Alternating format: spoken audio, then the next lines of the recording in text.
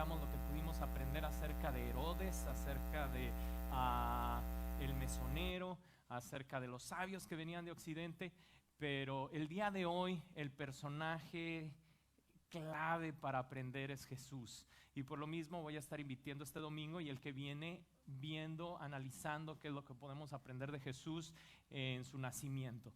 Y uno de los temas claves que podemos aprender es acerca de la redención.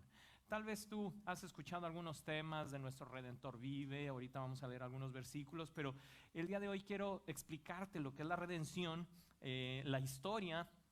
Una historia muy conmovedora, donde la redención es lo central de esa historia en el libro de Ruth, y también cómo eso nos aplica a nosotros. Así que para iniciar bien, déjame, te empiezo a explicar qué podemos aprender sobre la redención.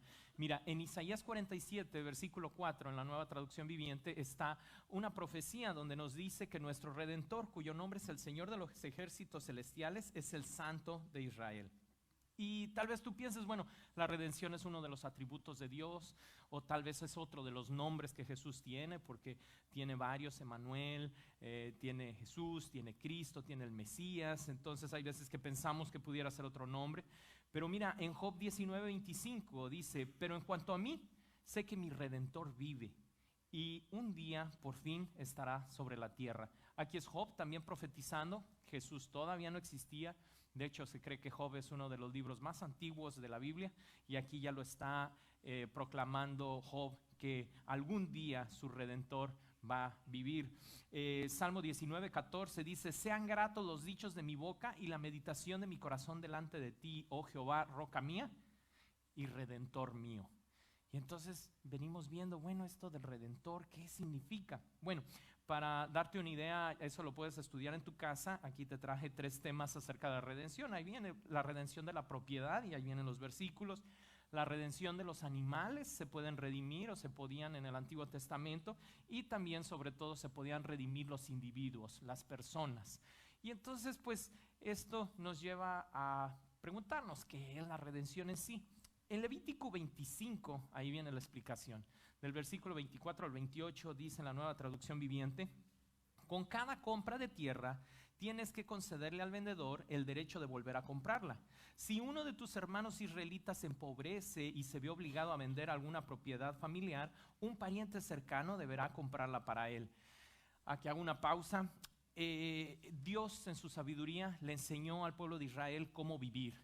Y una de las cosas que Dios evita a toda costa es que gente rica se enriquezca más y gente pobre se empobrezca más. Y entonces cuando salen del pueblo de Israel, del pueblo de Egipto, Dios les tiene que dar leyes para todas las áreas de su vida, desde el área legislativa, si se llegan a pelear entre ellos, hasta las de salubridad. Había leyes ahí en Levítico que te explicaban si había alguien con manchas en la piel, lo que debían de hacer; si habían casas que de repente les salía humedad, también lo que debían de hacer.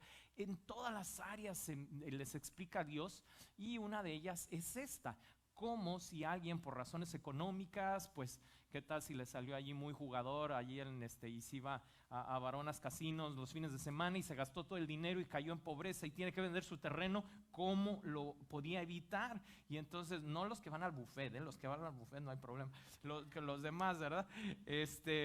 Pero también puede ser por razones de salud, que no podía trabajar la persona, y entonces se caía en tal pobreza que tenía que vender su terreno.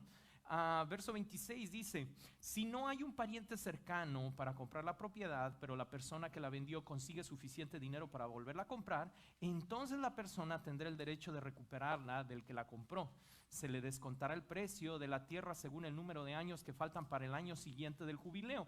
De esta forma el primer propietario podrá regresar a su tierra.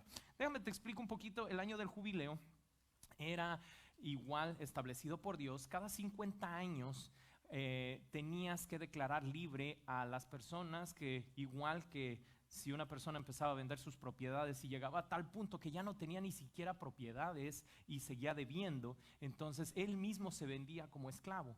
Pero no importaba de qué tamaño fuera la deuda, en el calendario ya estaba establecido el año del jubileo, y entonces en ese año todos los esclavos en Israel eran libres. Y de allí viene la expresión de, oh, me siento jubiloso, oh, qué júbilo. Viene de este año del jubileo. No importaba cuánto debieras, si caías esclavo y al año siguiente era el año del jubileo, ¿qué crees? Ya eras libre y no debías nada. Ah, qué suave, ¿verdad?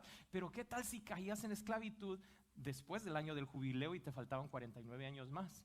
Ah, ¿verdad? Entonces Dios pone este sistema para, como te menciono, que no se siguiera empobreciendo el pobre ni enriqueciéndose de más los ricos. Verso 28. Sin embargo, si el primer propietario no le alcanza para volver a comprar la propiedad, esta quedará en poder del nuevo propietario hasta el siguiente año del jubileo. En el año del jubileo, la propiedad volverá a los primeros dueños a fin de que ellos puedan regresar a la tierra de su familia. Dios es tan sabio, ¿verdad? Y entonces venimos comprendiendo un poco lo que significa el ser redimido. Era que tenías derecho a volver a comprar la propiedad, aunque el que la tiene no te la quería vender, quisiera vender, era por ley que tenía que vendértela. Si tú eras propietario de familia. ¿Por qué todas las familias tenían tierra? Porque cuando salen del pueblo de Egipto y llegan a la tierra prometida, Dios les repartió la tierra de acuerdo a las tribus y a las familias de cada tribu. La única tribu que no tenía tierra eran los levitas. Ellos vivían en el templo y se encargaban de lo que eran las ofrendas y recibían los diezmos de todas las demás tribus. Pero todas las demás tribus tenían derecho a tierra. Entonces es por lo que dice que, pues si por alguna razón perdías tu tierra, tenías derecho a recuperarla.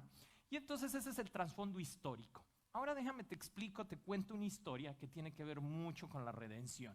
Y esto me lleva al punto número 2, la historia de la redención en el libro de Ruth. Este libro está buenísimo de Ruth, tiene solo 4 capítulos. De hecho, en algunas universidades lo estudian como obra literaria de lo hermoso y de lo bien escrito que está. Y entonces en este libro de Ruth comienza en que Noemí es la suegra, su esposo, salen junto con sus 2 hijos de la tierra de Israel. Salen a vivir a Moab. No dicen por qué, tal vez querían probar nueva suerte, querían cruzar la frontera, llegar al otro lado, probar el sueño moabita, ¿verdad? Y entonces llegan a Moab, pero resulta que muere el esposo de Noemí y también mueren sus 2 hijos. Sus 2 hijos ya eran adultos, ya estaban casados y entonces solamente les sobreviven las 2 nueras. Una de ellas se regresa a vivir con sus familiares, ya viuda, se regresa a su casa, pero Ruth le dice a Noemí, su suegra: mamita suegra, yo no te voy a dejar, no importa qué me hagas, que me digas, yo para ti soy como si fuera tu hija. Y entonces le dice Noemí: bueno, pues entonces vente conmigo, yo aquí en Moab no tengo nada que hacer, me voy a regresar a Israel. Y entonces imagínate 2 mujeres solas cruzando el desierto de vuelta a Israel. Ahora pues tomamos el camión o el tren o el avión, pero en aquel entonces era a pie. Tal vez consiguieron algún animal de carga para caminar en el desierto, pero para la situación económica que tenían, yo creo que se la aventaron a pie. La Biblia no dice, pero imagínate si el día de hoy sería una tragedia que una mujer quedara viuda y a la vez sus hijos adultos también fallecieran, queda totalmente desamparada. En aquel entonces con mayor razón. Todas las cosas que se tenían que hacer con fuerza física, cortar la leña, para una mujer ya de edad avanzada, sacar el agua del pozo, todas esas cosas le eran prácticamente imposible. Y entonces pues se ve en una pobreza, se queda como vagabunda y entonces llega de vuelta a Israel, pero ya viuda y sin hijos. Y entonces la gente la ve en Noemí, la que viene del otro lado, la que fue a probar el sueño moabita, ya regresó, pero viene la pobre que nadie la reconoce. Imagínense, después de cruzar todo el desierto, la noche con el frío tremendo, el día con el calorón, ¿a qué olían esas mujeres? Bueno, entonces las vieron y dijeron: pobrecitas. Y entonces Noemí dice: ya no me llamen más Noemí, ahora llámenme Mara, porque Noemí piensa que Dios se enojó con ella y dice: la mano de Jehová está contra mí. y entonces ahora llámenme Mara, que significa amargura. Y entonces pues la gente la ve y pues se va a vivir, yo me imagino, abajo de un puente. No dice la Biblia exactamente en dónde, pero sí dice que eran vagabundas. Y por las mismas leyes de Israel había la opción de que cuando había alguien vagabundo podía ir a los terrenos de cultivo donde se estaba recogiendo la cosecha, y en lo que estaban los trabajadores recogiendo la cosecha, el trigo que caía, eso era para los vagabundos. No podías recoger aún las migajas, tenías que dejar lo que se te había caído. Y entonces ahí andaba Ruth, muy linda, la nuera, le dice a la ancianita Noemí: suegrita, usted quédese aquí abajo del puente, yo voy a ir a conseguir comida. Y entonces se va, y en lo que está en la cosecha, ella va recogiendo todo lo que se le va cayendo atrás a los trabajadores, ¿no?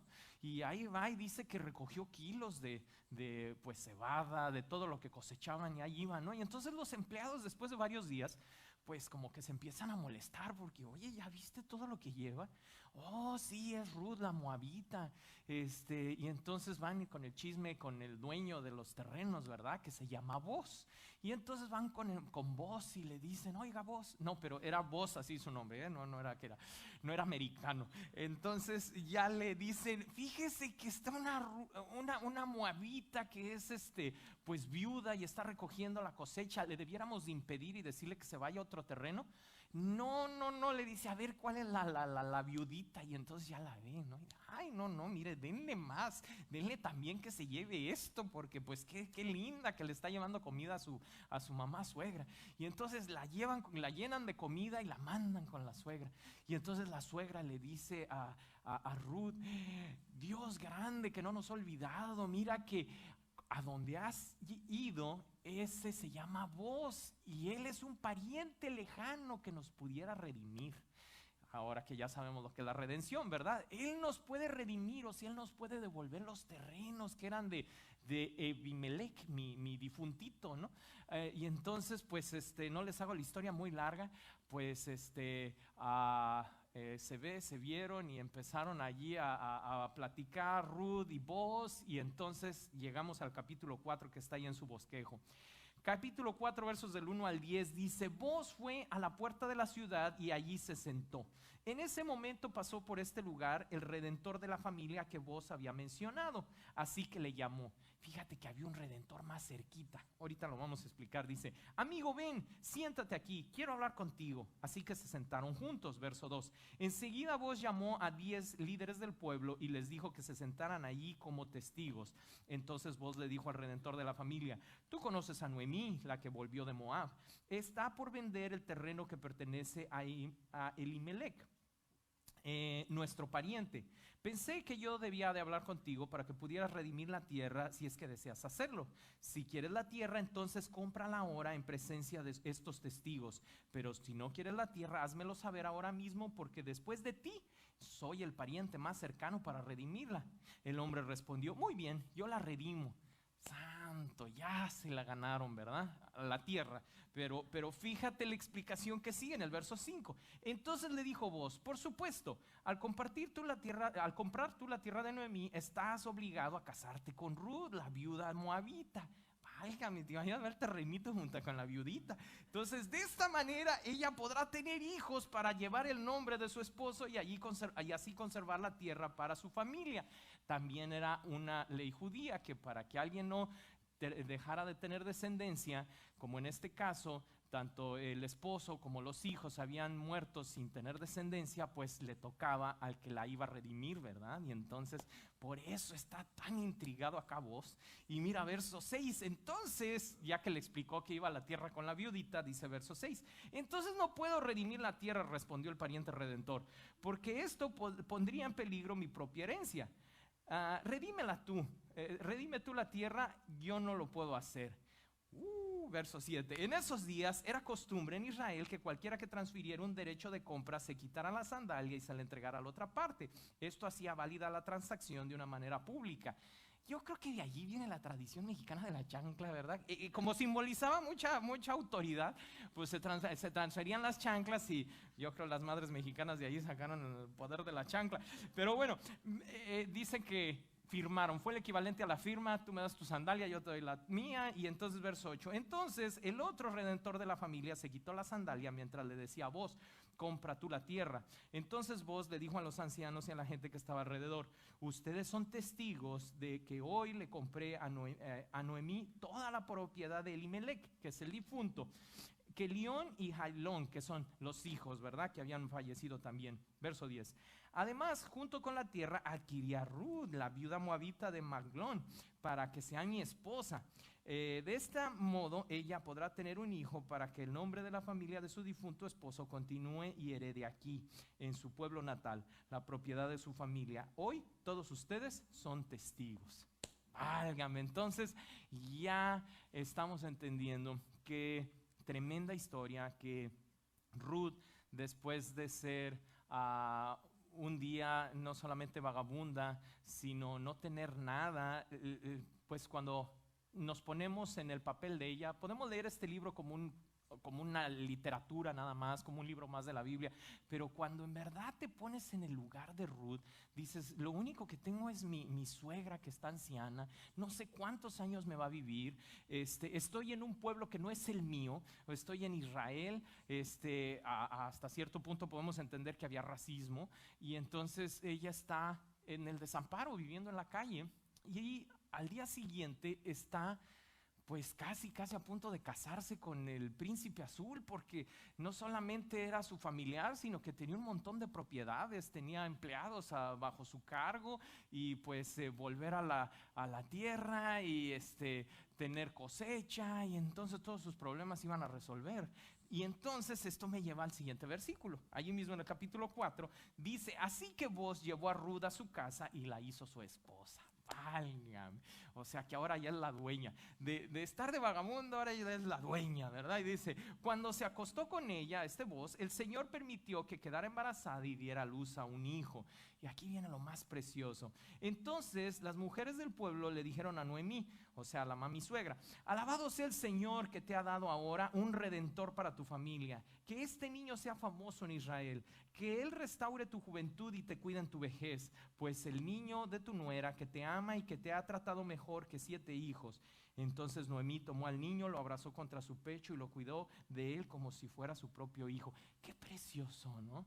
Que esta abuela de repente ya tiene otro hijo. Y no es porque Ruth no quisiera cuidar a su hijo, porque yo sé que hay veces que eso sigue sucediendo en la cultura latina, ¿verdad? De que la abuela ahora tiene que cuidar al hijo. Aquí es por bendición, porque Dios le está restaurando lo que Satanás le robó, lo que por la muerte perdió, por azares del destino. No explica la Biblia si se enfermaron los hijos, qué fue lo que pasó, pero ya no tenía nada Noemí en su vejez, sola. ¿Te imaginas el dolor de perder a tu esposo, el dolor de perder a tus hijos? Es algo contra la naturaleza que pues los hijos mueran antes que los padres, y no solamente fue uno, fueron 2, y luego perdió las tierras, perdió el dinero, y podemos ver cómo Dios no se olvida. No sé qué es lo que has perdido tú, no sé qué es lo que sea tu sueño, cuál sea tu dolor, pero si Dios deja este ejemplo de la vida de Ruth, no es para presumir que a Ruth la quiso más, es porque nos quiere dejar el ejemplo de que Dios puede hacer lo mismo con nosotros. Noemí dice entonces en el verso 16: entonces Noemí tomó al niño, lo abrazó contra su pecho y cuidó de él como si fuera su propio hijo. Las vecinas decían: por fin ahora Noemí tiene nuevamente un hijo, y le pusieron por nombre Obed. Él llegó a ser el padre de Isaí y abuelo ¿de quién? David es el rey David, y tú sabes que el rey David es descendiente de Jesús. Entonces, a través de la descendencia de Ruth viene la genealogía de Jesús. Entonces, no solamente le redime y le devuelve todo, sino que le incluye en su plan precioso tanto a Noemí como a Ruth. Dios puede hacer de una tragedia algo hermoso como esto. Cualquier persona puede tomar algo malo y sacar algo malo, o tomar algo bueno y sacar algo bueno, o tomar algo bueno y hacerlo malo. Pero solamente Dios puede tomar la tragedia y transformarla en bendición y en un milagro así de grande como este. nuevamente aplicado a nuestras vidas, no pierdas nunca la esperanza. Siempre la misericordia de Dios es más grande, aun que su justicia, aun que su enojo, aun su enojo justificado, porque Dios nunca hace berrinches, lo hemos estado estudiando los jueves, pero dice la Biblia que Él siempre tiene compasión, Él siempre tiene misericordia. La clave está en que yo no pierda la esperanza. Cuando me angustio, cuando me lleno de a veces de ansiedad, ¿alguna vez te ha dado insomnio por algún problema? Lo que estoy reflejando es que no confío. La confianza, en otras palabras, se traduce en fe. En fe. Si tú confías en Dios, tienes fe, que tú estás haciendo tu parte y que donde tú ya no llegas, Dios va a hacer la suya. Entonces, aquí estamos aprendiendo una gran lección. ¿Y qué tiene que ver esto con Jesús? ¿Qué tiene que ver esto con la Navidad? Bueno, vamos al punto 3. Mira, Hebreos 2, capítulos 17 y 18 nos habla de que Jesús es nuestro Redentor. Jesús es nuestro Redentor. Es aquel que nos devuelve todo lo que el diablo nos ha robado. Y esto lo dice: por lo tanto era necesario que en todo sentido Él, o sea Jesús, se hiciera semejante a nosotros, sus hermanos, para que fuera nuestro sumo sacerdote, fiel y misericordioso delante de Dios. Entonces podría ofrecer un sacrificio para quitar los pecados del pueblo. Nos vamos dando cuenta que dice allí que era necesario que fuera semejante en todo, igual que nosotros. Ahora vamos entendiendo por qué era necesario que fuera semejante, porque tenía que ser nuestro familiar más cercano para podernos redimir. Dios pone sus reglas, pero por lo mismo no las va a romper. Entonces, en estos días me he cuestionado y me he meditado. O sea, imagínate a Jesús siendo omnipresente. No está sujeto ni a enfermedad, el tiempo no le afecta, tiene todo lo que Él desea. Y sin embargo dice Filipenses 2 que no lo estimó como algo a que aferrarse. Imagínate de ser Dios ahora ser un bebito que nace y que tiene frío, tiene hambre y ahora depende de los adultos que lo cuiden. Imagínate al Rey del universo esperando que le cambien los pañales, esperando que le den de comer, allí entre paja, entre animales, teniendo frío. ¿Por qué? Porque Él tenía que ser semejante a nosotros para redimirnos, para crecer, aprender sabiduría y hacer lo que Adán y Eva no pudieron hacer o no quisieron hacer, que era alimentarse de Dios, conocer a Dios y resistir la tentación. Jesús viene y sí lo hace. Nace de Dios, de María, y entonces es perfectamente hombre, perfectamente Dios. Aprende la sabiduría de Dios y viene y entonces Él nos redime. Toma lo que Satanás nos había robado y nos lo devuelve. Y allí mismo en Hebreos el verso 18 dice: debido a que Él mismo ha pasado por sufrimientos y pruebas, puede ayudarnos cuando pasamos por pruebas. Esto también es algo que a mí me trae mucha esperanza. No sé si a ti alguna vez te ha dado suponiendo flojera. Bueno, Dios sabe lo que es eso. Jesús sabe lo que es la flojera. No sé, tal vez el lunes en la mañana le tocaba limpiar la carpintería y ¡ay, qué flojera! Pero obedeció. Dice que Él estuvo sujeto a lo mismo que nosotros. ¿Alguna vez has tenido depresión? ¿Alguna vez has tenido ansiedad? ¿Alguna vez has tenido ese enojo que explotas? Bueno, Jesús tuvo todas esas emociones, dice, sin embargo Él no pecó, pero por lo mismo Él nos puede comprender. Cuando estés teniendo tentación, cuando estés teniendo desánimo, cuando estés teniendo la emoción, el sentimiento, cualquiera que sea, o la dificultad o la prueba, Jesús pasó por todo ello y dice que Él nos puede ayudar en medio de la dificultad. Y entonces eso me hace sentir, en lugar de tener miedo a Dios cuando estoy pasando por prueba, me hace sentir cercano y decir: Jesús, tú me comprendes, ¿verdad? Ayúdame, porque yo solo no puedo decir que no. Yo solo no puedo decirle que no a los amigos, o yo solo no puedo decirle que no a la tentación de estar viendo pornografía en el internet o en el celular. Yo solo no puedo estar dejando de coquetearle a la chava. Yo solo no puedo dejar de sentirme deprimido porque mi esposo no me ama. Yo solo no puedo dejar de sentirme ansioso porque siento que voy a reprobar el semestre en la escuela. Tienes un amigo en Jesús porque Él nos redimió.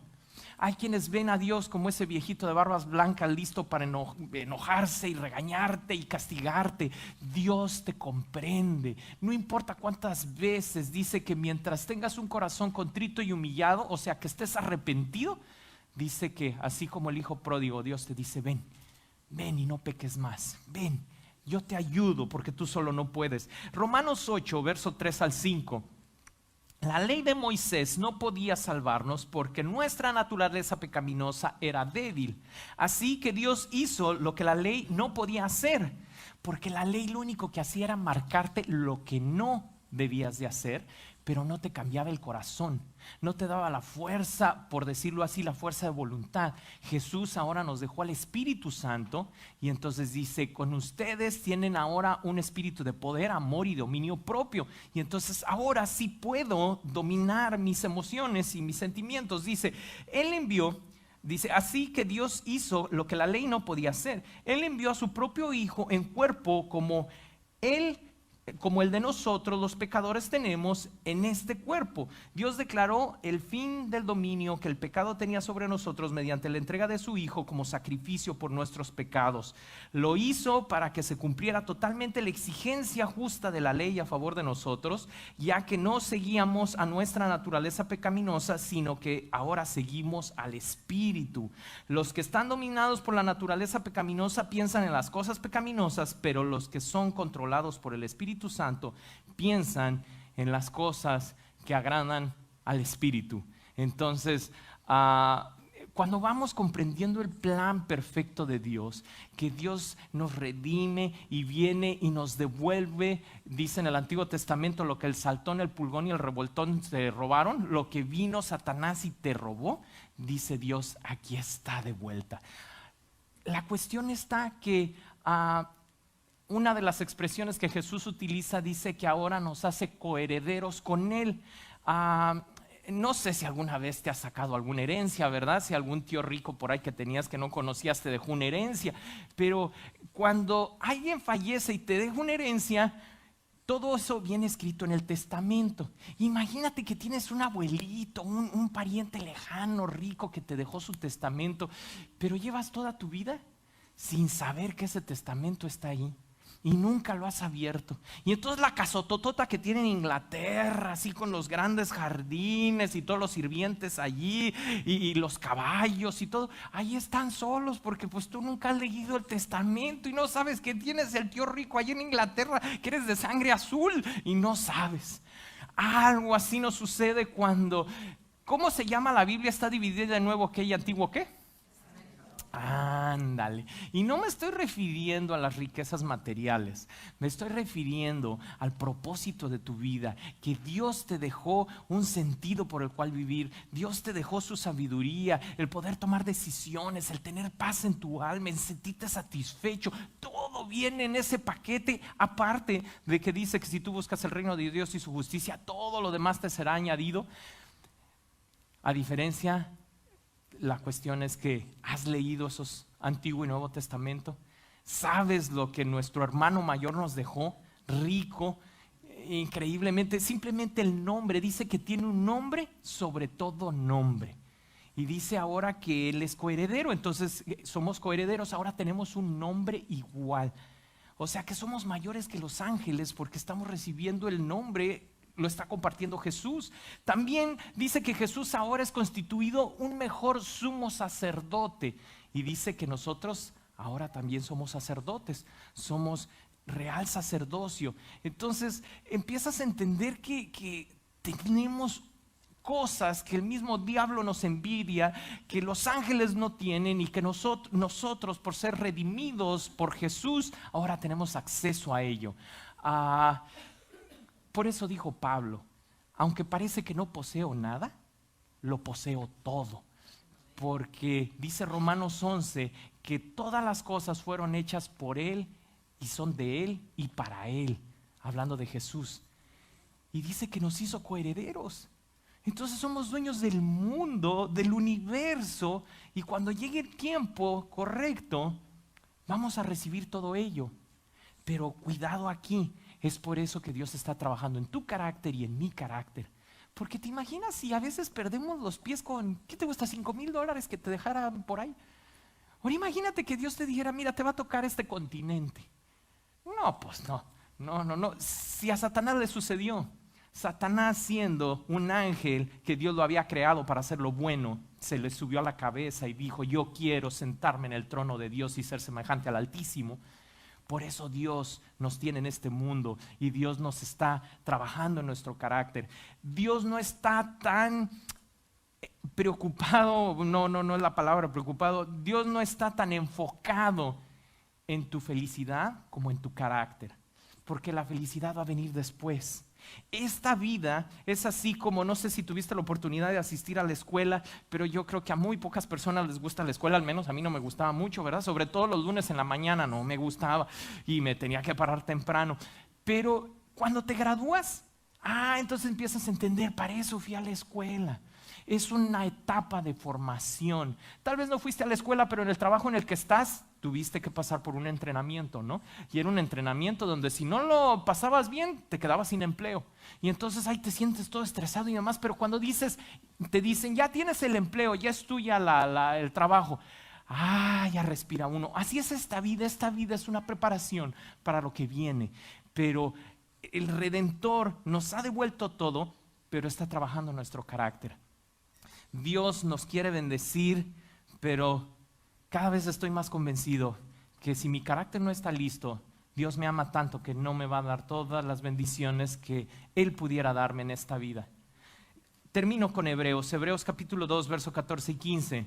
En la Reina Valera dice, así que por cuanto los hijos participaron de carne y sangre, Él también participó de lo mismo. O sea, como nosotros tuvimos que nacer en este planeta, Él también, para destruir por medio de la muerte al que tenía el imperio de la muerte, esto es, al diablo.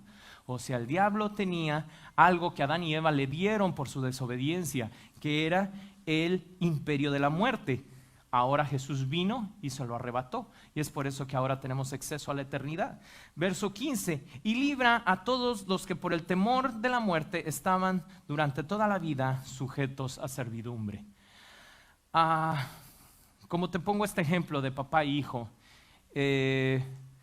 esta semana, se los compartí el jueves, tuve una experiencia un poquito triste con uno de mis hijos. No quiero decir nombres, ¿verdad? Yo confío en ustedes que pues ustedes guardan discreción y que no les van a decir nada a mis hijos, pero uno de ellos se portó muy mal, y precisamente se portó muy mal en la escuela cuando estaba escribiendo o estaba desarrollando un tema para compartir en un par de jueves, y entonces estaba haciendo ese tema, y entonces lo dejo para irlo a recoger a la escuela. Y cuando lo recojo, la maestra me da la queja de que se portó muy mal y bla, bla, bla. Y dentro de mí, así como que el corazón me lo hicieron chiquito, y así como tortuga quería meter la cabeza así, y irme así como perrito con la cola entre las patas. Me sentí tan mal. Y entonces voy hablando con mi hijo y le digo, mi hijo, o sea, todo el esfuerzo que hacemos como familia para que tu mamá lleve a uno, para que yo lleve al otro, para que vayan desayunados, para que tengan útiles escolares, para que regreses y hagas tareas, para que hagas todo, y tu parte, tu trabajo, tu responsabilidad, no la haces. Y eso trae un desequilibrio a la familia. Y le estaba diciendo eso y empezó a llorar. Y obviamente antes le estaba explicando eso y le dije, ¿y te acuerdas que te teníamos al final de la semana preparado el ir a fulanito lugar? No voy a meter comerciales, ¿verdad? Íbamos a ir a tal lugar, pues ahora por esto no te vamos a llevar. Uy, no, empezó así como si fuera telenovela, así, y llore. Y entonces estaba llorando, y al mismo tiempo dentro de mí estaba yo sintiéndome así horrible, pero en mí estaba el decirle, está bien, te estoy viendo que te está doliendo, ahí muere. Pero en eso algo me habló a la cabeza y me dijo, ¿por qué está llorando? ¿Está llorando porque está arrepentido de lo que hizo, o está llorando porque no lo vas a llevar a donde prometiste? Y eso me hizo clic la cabeza con respecto a Dios. ¿Por qué lloro a veces en el altar delante de su presencia? ¿Porque me duele pecar o porque no me ha dado Dios lo que quiero de Él?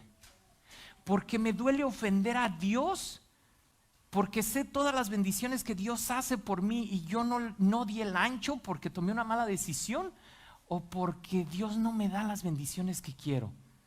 Y entonces le dije, vete a tu cuarto. Siguió llorando todo el camino hasta su cuarto. Allá lloró, pataleó, y ya que se calmó regresa y arrepentido me abraza, y lo abrazo y le dije, me duele el que te portes mal. Y entendí cuánto se ha de doler Dios por todos los millones de los que no lo conocen y de los que conociéndole aún así nos portamos mal. Qué difícil ha de ser de Dios. Qué difícil ha de ser Dios y tener todo el tiempo el corazón quebrantado. Ay, qué flojera levantar las manos. Ay, qué flojera cantar. Ay, ya se tardaron mucho. Ay, míralo, ya se equivocó. Ay, concéntrate en adorar a Dios. Adorar a Dios por lo que Él te ha dado. Simplemente en la mañana de hoy, el latir de tu corazón. Estaba viendo un documental de que como ha avanzado tanto la ciencia y la nutrición por otro lado es tan mala, hay una demanda a nivel mundial de riñones porque hay tantas enfermedades renales. Y entonces empiezo a ver el documental que hay países donde en el mercado negro se venden riñones y demás. Y entonces como gente de aquí va a comprar riñones allá y digo, Señor, gracias, porque yo nunca ni siquiera me había puesto a pensar qué es lo que hacen mis riñones. Y tú me diste dos y funcionan bien. Y hay gente que se les descompusieron porque los trataron mal, pero hay gente que simplemente nació sin esa bendición. Y entonces te quedas meditando, wow, Señor, tengo un montón de cosas por qué bendecirte. Por el hígado, por el corazón, por todo, por el poder ver, por el poder escuchar. Y no quiero ni siquiera, ay, qué flojera. Y entonces cuando mi hijo hizo eso, me cayeron muchos veintes en la cabeza y me dijo Dios, ¿cuántas veces me has roto todo el corazón? Porque sabiendo hacer lo bueno, no lo haces. Échale ganas que la vida se acaba, te quedan 43 años menos. Madura espiritualmente, esfuérzate. Como dijo Pablo, si Pablo pudo, ¿por qué yo no? Ya Jesús me redimió, ya pagó el precio, me devolvió todo. Me queda bien fácil a mí, que es nada más interesarme en los caminos de Dios y buscar madurar y aprender. A un hijo grande le puedes prestar las llaves del carro. A un hijo pequeño no puedes, no porque no lo ames, es porque no está capacitado para manejar. ¿Cuántas bendiciones Dios no nos ha podido dar porque estamos pequeños? Te voy a invitar a que te pongas de pie. Simplemente quiero meditar contigo y reflexionar en que estas fechas que a veces estamos más interesados en el pavo, en dónde la vamos a pasar, que si fue que vino, que si iban a llegar los familiares o no, nos enfoquemos realmente en no perder de vista que simplemente tenemos que reflejar el carácter de Jesús. El que Jesús ya hizo todo, estar gozoso por lo que Jesús hizo, pero ¿cuál es mi parte? ¿Cuál es mi responsabilidad? El estar agradecido, el tratar bien a mi familia, el que pues no me enfoque tanto en los regalos, ¿verdad? Sino en la esencia de lo que es Jesús, y agradecerle el que Él nos redimió, y que ahora cuando le digamos Señor Redentor mío, pensemos en todo lo que Dios nos ha devuelto, todo lo que el diablo nos había quitado, y ahora Él nos los ha restituido. Y habrá cosas que tú todavía puedas decir, bueno, es que yo todavía no experimento esto, o sigo orando por aquello. Espera, ten esperanza. Dice que la esperanza nunca nos hace quedar mal, que Dios está trabajando en nuestro carácter, y por donde quiera que la veas, Satanás está derrotado, Satanás está destruido. Satanás no puede contigo. Tienes todo, eres rico en promesas. Cuando empiezas a estudiar las promesas que Dios tiene, estamos completos. Cuando Jesús estaba crucificado y dijo consumado es porque en realidad a su plan no le hace falta nada. todo tenemos la oración, tenemos acceso directo al lugar santísimo, tenemos el Espíritu Santo que nos recuerda las promesas y tenemos las promesas en su palabra. Tenemos la palabra, la Biblia, no solamente en español, la tenemos en 13 diferentes versiones por lo menos de español. Por si no te gusta el correréis, comeréis y bueno, ahí está en español más moderno, tenemos todo. Entonces simplemente es decirle a Dios: Señor, ayúdame a abrir mis ojos espirituales y enamorarme más de ti, que seas mi prioridad, que en este tiempo yo pueda compartir a mis familiares que van a venir que no te conocen, a mis compañeros de trabajo, a donde quiera que yo vaya. Enamórame más de ti, dame esa hambre y esa pasión de volver a tus caminos. Dios es fiel, Él ya nos redimió, Él ya nos devolvió todo. Él simplemente está esperando a que nosotros crezcamos para podernos dar más y más. Lo que tú ya le has pedido a Dios, si es algo bíblico, Dios dice: tú no me estás esperando a mí, yo soy el que te estoy esperando a ti a que crezcas. Pero ya está, todo está. Por eso Jesús dijo: consumado es. Te voy a invitar a que cierres tus ojos. Padre, muchas gracias,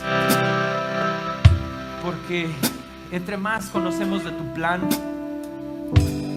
entre más conocemos de cómo tú diseñaste las cosas, cómo las hiciste, cómo tú diseñaste la redención desde el Antiguo Testamento para transmitirnos, Señor, este principio de ser redimido, de que tú nos has devuelto todo, tú nos has sacado de esclavitud, tú nos has devuelto lo que el diablo nos había robado.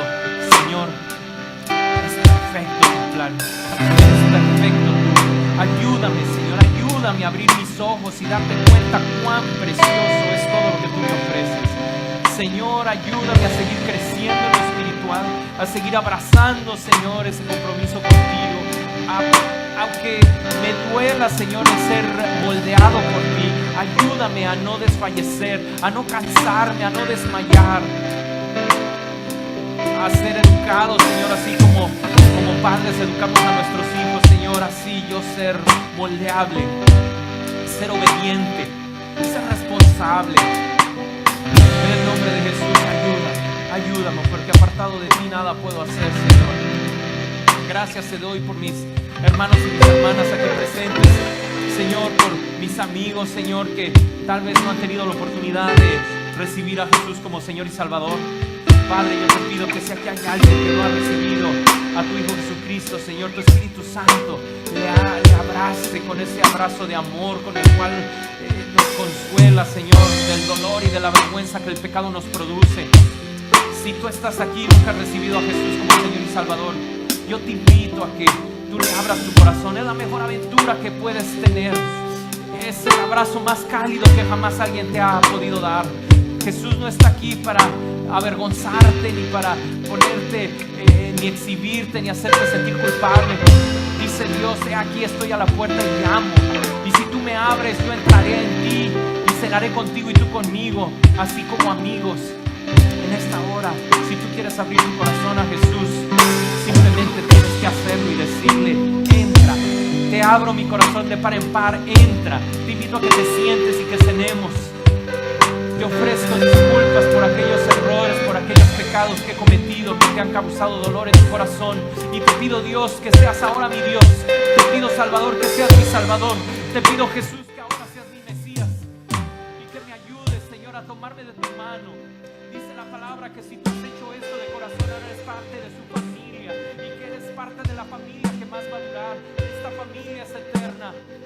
Si tú ya tienes tiempo de ser parte de la familia en esta hora, yo te motivo a que sigas creciendo, a que sigas buscando de Dios, a que sigas orando entre semana y que sigas leyendo tu palabra, la palabra de Dios, y que la pongas por obra, que nos sigamos esforzando por tratar bien a los nuestros, que sigamos buscando el crecer, el meditar en las cosas de allá arriba y decirle no al pecado.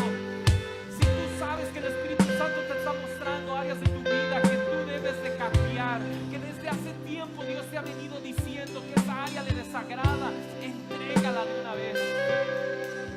Dice Dios que sin Él nada puedes hacer. Si tú pudieras solo, ya lo hubieras dejado desde hace años. Pero dice Dios: me necesitas, invítame, porque tú solo no puedes limpiar tu casa. Yo te quiero ayudar a hacer la limpieza. Dice mostrarte, no para exhibirte. En el nombre de Jesús, si tú ocupas ayuda, si tú ocupas una oración, aquí están el matrimonio Salazar y el matrimonio Cepeda. Queremos orar por ti. No te vayas.